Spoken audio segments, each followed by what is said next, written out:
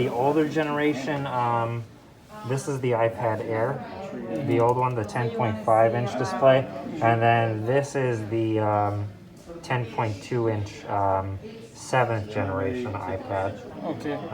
Really, the only difference between, like, say, the 7th gen and the 8th gen is the 8th gen uses their A14 Bionic that they have in the 12s. I see. And it's kind of like it's more of like a square setup, how they kind of have with they don't really have the rounded edges. Everything's kind of square. Square, I see.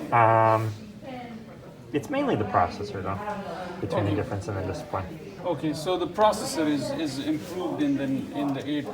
In the 8th generation one, yeah. So otherwise, it's the same, like More or less, yeah.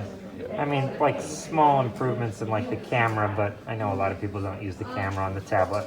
Yeah, on the tablet. I mean, you really use. I mean, generally. So, what is something like? How do you? I mean, with the phone. I mean, why would somebody want to have a tablet? You know. Really, not the only reason. There's a lot of benefits for the tablet. Mm-hmm. So, like, it depends on the user. So, if you're playing, like, a lot of games and you want, like, a bigger screen size, or maybe you're going on a trip or something like that, and you want a bigger screen for, like, movies, like Netflix or shows or something like that, then the tablet could be great.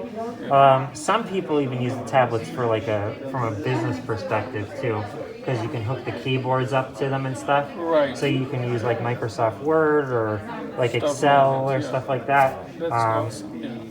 Yeah. And so, how do you compare it with the other Android tablets out there?